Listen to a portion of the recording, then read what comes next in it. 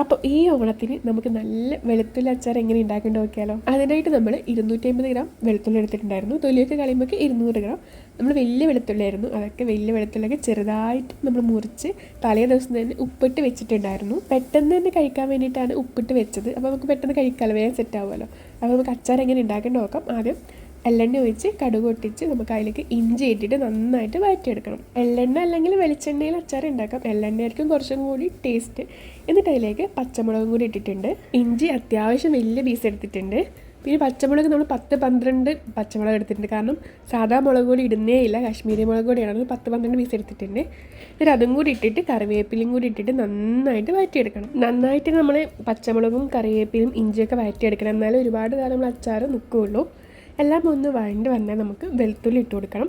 വെളുത്തുള്ളി ഞാൻ നേരത്തെ പറഞ്ഞ പോലെ തന്നെ തലേ ദിവസം ഉപ്പിട്ട് വെച്ചിട്ടുണ്ടായിരുന്നു. കാരണം നമുക്ക് പെട്ടെന്ന് കൂട്ടാൻ വേണ്ടിയിട്ട് നമ്മൾ ഇന്ന് തന്നെ അച്ചാർ ഉണ്ടാക്കി ഇന്ന് തന്നെ കൂട്ടാം.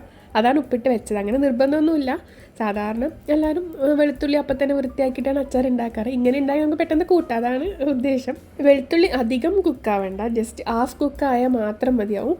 ഇപ്പം നമ്മൾ ഹാഫ് കുക്ക് ആയിട്ടുണ്ട്. നമുക്ക് മസാലപ്പൊടികൾ ഇട്ട് കൊടുക്കാം. ഞാൻ നേരത്തെ പറഞ്ഞ പോലെ നമ്മൾ കാശ്മീരി മുളക് മാത്രമേ ഇട്ട് കൊടുക്കുന്നുള്ളൂ. കാരണം പച്ചമുളക് ഒരുപാടുണ്ട്. ഒരു 3-4 ടേബിൾ സ്പൂൺ കാശ്മീരി മുളക് ഇട്ട് കൊടുത്തിട്ടുണ്ട്.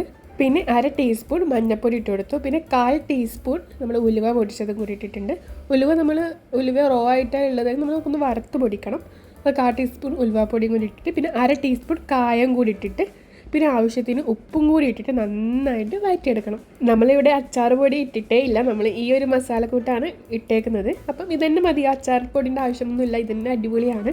എന്നിട്ട് നന്നായിട്ട് എല്ലാം കൂടി ഒന്ന് വഴറ്റിയെടുക്കണം. എല്ലാം നന്നായിട്ടൊന്ന് വഴഞ്ഞ് മിക്സായിട്ട് വരുമ്പോൾ നമുക്ക് ഇതിലേക്ക് ഉപ്പും മധുരവും പുളിയും ഒക്കെ ഒന്ന് ബാലൻസ് ആകാൻ വേണ്ടിയിട്ട് നമുക്ക് പഞ്ചസാര അല്ലെങ്കിൽ വെള്ളം ഇട്ട് കൊടുക്കണം.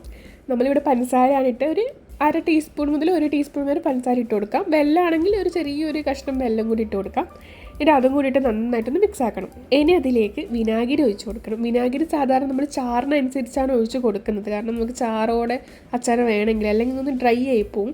അപ്പോൾ നമ്മളിവിടെ 10-12 ടേബിൾ സ്പൂൺ വിനാഗിരി ഒഴിച്ചിട്ടുണ്ട്. എന്നിട്ട് നന്നായിട്ട് വിനാഗിരി ഒഴിച്ച് നന്നായിട്ട് മിക്സ് ആക്കണം. അപ്പം അത്രയേ ഉള്ളൂ, നമ്മൾ വെളുത്തുള്ളി അച്ചാറിയുടെ റെഡി ആയിട്ടുണ്ട്. ഈ അച്ചാറിനൊരു പണി വെച്ചാൽ വെളുത്തുള്ളി വൃത്തിയാക്കുന്ന ഒരു പണി മാത്രമേ ഉള്ളൂ. ബാക്കിയൊക്കെ ഈസിയാണ്. പെർഫെക്റ്റ് ആയിട്ട് തന്നെ കിട്ടിയിട്ടില്ല. നമ്മളിവിടെ അച്ചാർ പൊടി ഒന്നും ഇട്ടിട്ടില്ല. ഈ ഒരു മസാല കൂട്ട് തന്നെ മതിയാവും. പിന്നെ നമ്മൾ കാശ്മീരി മുളക് ഇട്ടുകൊണ്ട് നല്ല കളറും ഉണ്ട്, പച്ചമുളക് ഒരുപാട് ഇട്ടുകൊണ്ട് നല്ല എരിവും ഉണ്ട്. നല്ല പെർഫെക്റ്റ് ആയിട്ട് തന്നെ വന്നിട്ടുണ്ട്. അപ്പം ഈ ഓണത്തിന് നിങ്ങൾക്കൊന്ന് വെറൈറ്റി അച്ചാർ പിടിക്കണമെങ്കിൽ വെളുത്തുള്ളി അച്ചാർ ഒന്ന് ട്രൈ ചെയ്ത് നോക്കും. അപ്പം അത്രയേ ഉള്ളൂ. നാളെ വേറൊരു സദ്യ റെസിപ്പി ആയിട്ട് ഞാൻ വീണ്ടും വരുന്നതായിരിക്കും. അപ്പം എൻ്റെ അച്ചാറും എൻ്റെ വീഡിയോ ഒക്കെ ഇഷ്ടപ്പെട്ടിട്ടുണ്ടെങ്കിൽ ലൈക്ക് ചെയ്യുക, സബ്സ്ക്രൈബ് ചെയ്യുക. അപ്പം അത്രയേ ഉള്ളൂ. അപ്പം എല്ലാവർക്കും അഡ്വാൻസ് ഹാപ്പി ഓണം. നാളെ കാണാം. അപ്പം എല്ലാവർക്കും ബൈ.